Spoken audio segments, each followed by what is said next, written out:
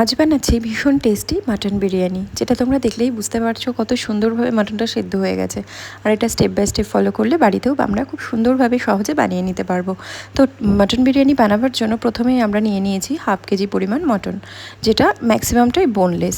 আর নিয়েছি 500 থেকে একটুখানি বেশি পরিমাণে চালটাকে আমি ভিজিয়ে দিলাম। তারপরে মশলাগুলো সমস্তটা একবারে রেডি করে নিয়েছি। পেঁয়াজ রসুন কেটে নিয়েছি কিছু কাঁচা পাকা লঙ্কা, আর তার সাথে নিয়েছি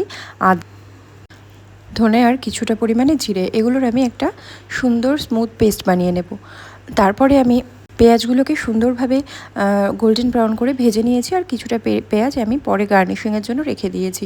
আর তারপরে ভাজা পেঁয়াজের মধ্যে কিছুটা পরিমাণে রসুন বাটা আর ওই যে বেটে রাখা মশলাটা আমি দিয়েছি। তারপরে মাংসটা দিয়ে সুন্দর মতো করে কষিয়ে নিয়েছি, একদম পুরো ভালো করে তেল ছাড়া পর্যন্ত কষিয়ে নিয়েছি।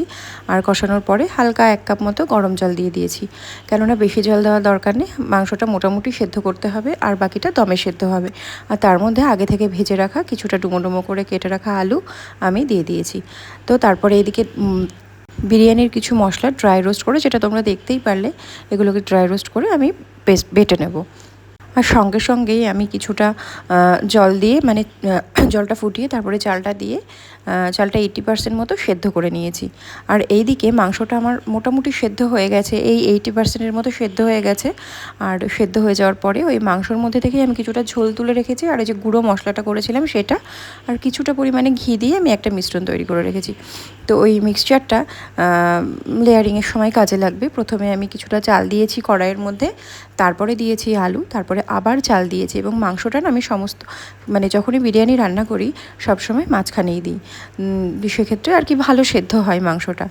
আর তারপরে আবার চাল দিয়েছি। চাল দেওয়ার পরে আমি পুরো যে মিক্সচারটা রেডি করে রেখেছিলাম ওটা দিয়ে দিয়েছি, কিছুটা বেরেস্তা দিয়েছি তার উপরে দিয়ে, একটা পাত্র দিয়ে ঢেকে ভারী কিছু একটা জিনিস দিয়ে ঢেকে দিয়েছি, যাতে দমটা ভালো মতো করে হয়।